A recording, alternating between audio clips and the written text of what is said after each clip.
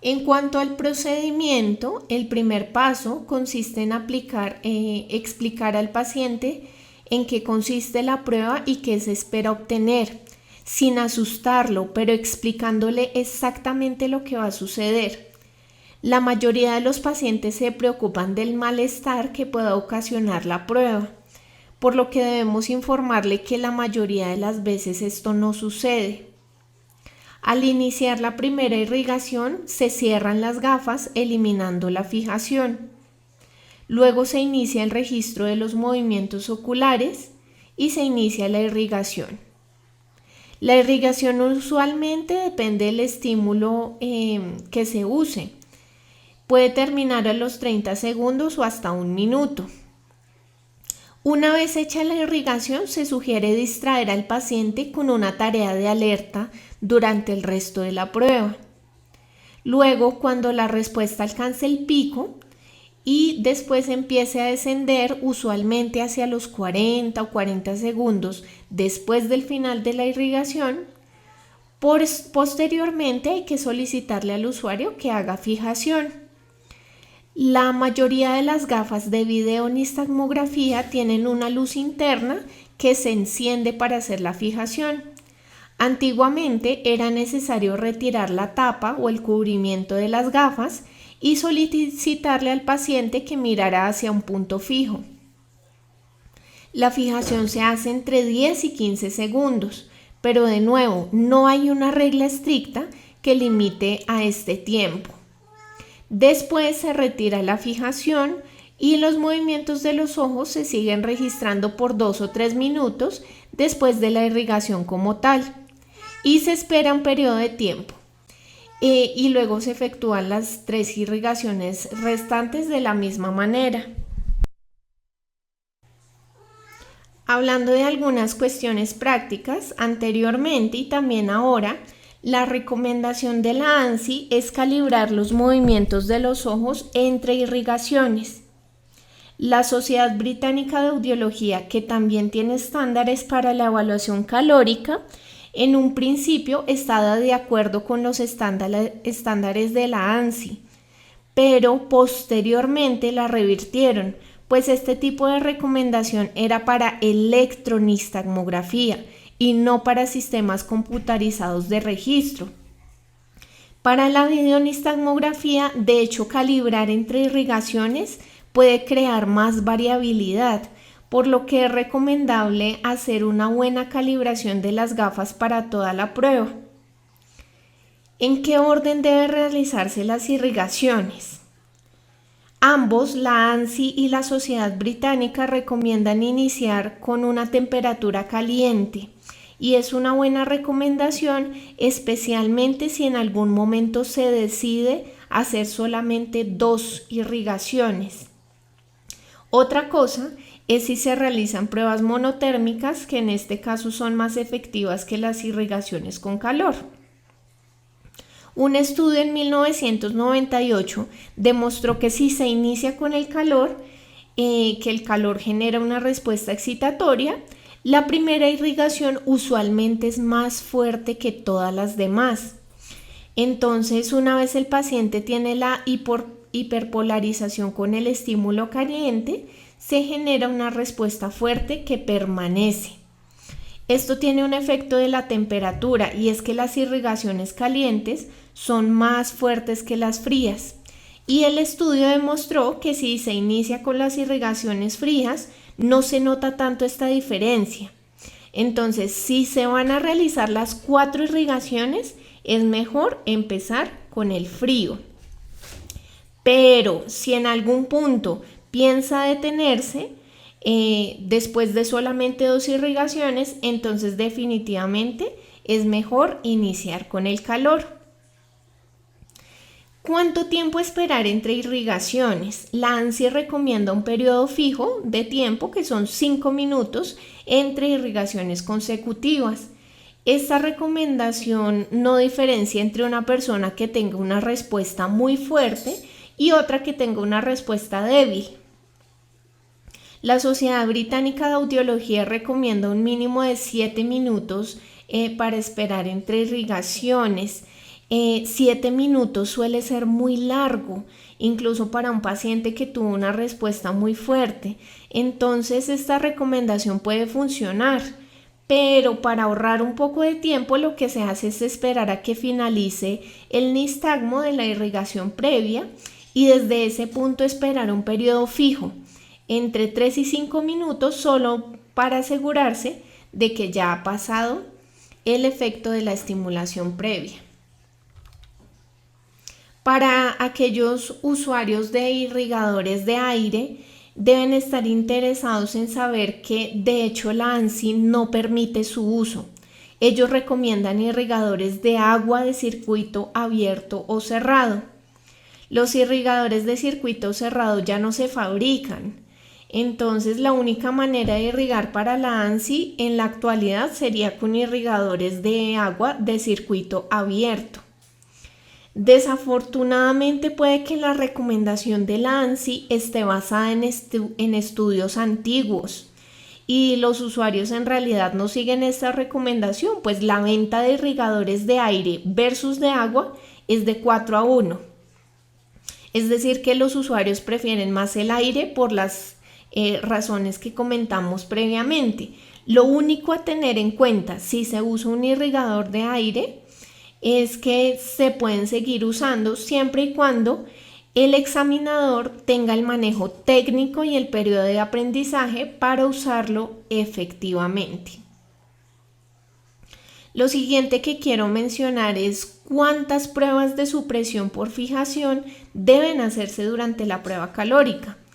Técnicamente se necesitan mínimo 2, una por cada dirección del nistagmo, pero es mejor si se toman en todas las 4 irrigaciones y se eligen 2 irrigaciones, una por cada dirección del nistagmo, donde las intensidades del nistagmo sean aproximadamente iguales justo antes de la fijación.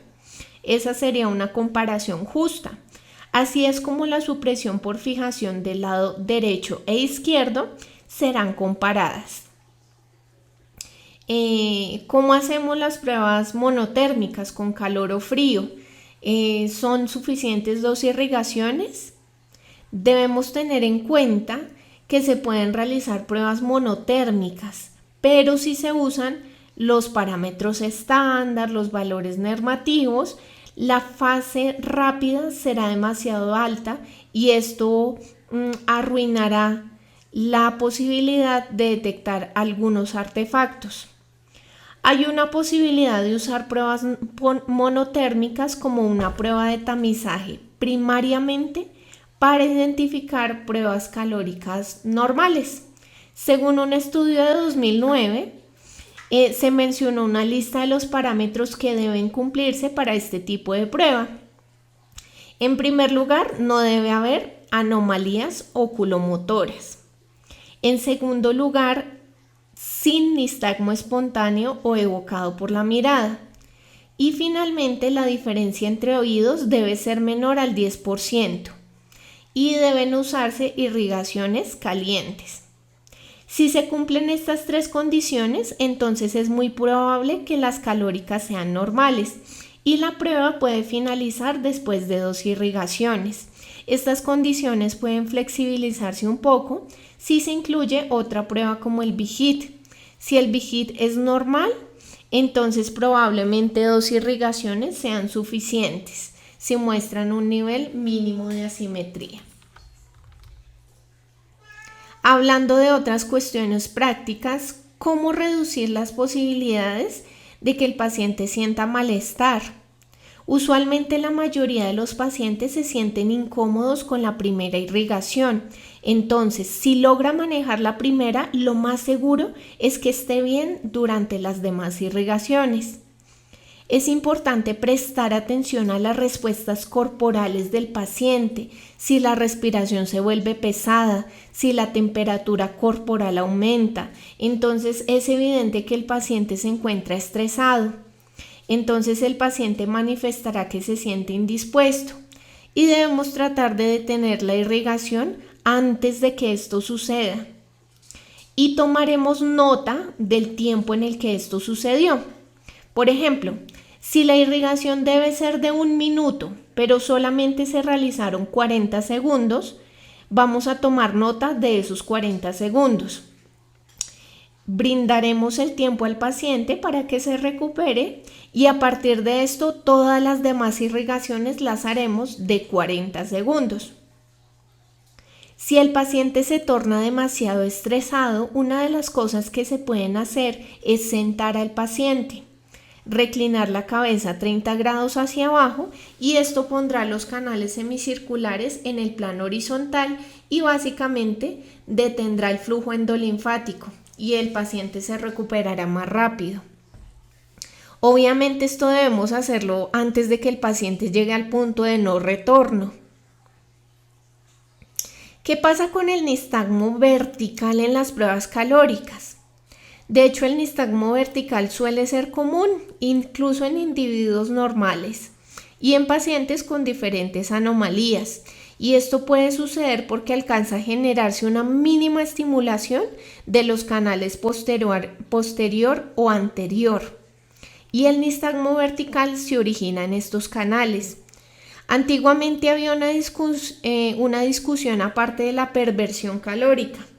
La perversión calórica, por definición, es que en todas las 4 irrigaciones debe generarse un nistagmo vertical puro o un nistagmo vertical que es mucho más fuerte que el horizontal. Realmente nunca lo he visto y creo que es más un artefacto de los métodos de la prueba y de otros factores que no son potencialmente reconocidos, por ejemplo, el cruce entre los canales verticales y horizontales. Esta era considerada una anomalía central, pero es extremadamente rara. Y en la mayoría de los casos, si vemos algo cercano a esto, simplemente hay otra explicación, más que una perversión calórica. ¿Existe un límite de edad para las pruebas calóricas? Si bien no hay un límite superior, debemos tener en cuenta que algunas veces las irrigaciones en adultos mayores no son tan efectivas. Puede ser por el grosor de la membrana timpánica u otros factores que pueden hacer que las pruebas calóricas generen mínimas respuestas, lo que nos hará pensar que el paciente tiene una debilidad bilateral. Y pensaremos que es solo el deterioro del sistema vestibular debido a la edad. Pero si ponemos a este mismo paciente bajo otras condiciones de estimulación vestibular, como la silla rotatoria o el BIHIT, veremos que el paciente tiene respuestas normales. Entonces es más un tema de transferencia de calor en los individuos adultos y debemos ser conscientes de ello. En cuanto al límite inferior de edad, niños y adultos con retrasos en el desarrollo, usualmente 5 años es la edad mínima en la que puede evaluarse un paciente y si es muy colaborativo, tal vez un poco menos de eso. E incluso si es cooperativo, si no es cooperativo debe ser una edad pues mayor a esa. Así que si alguien nos llama para evaluar a un niño de 2 años, la respuesta seguramente será que no, pues un paciente de esa edad no tolerará ni siquiera poner el irrigador en su oído. La prueba calórica realmente no es idónea para la población pediátrica.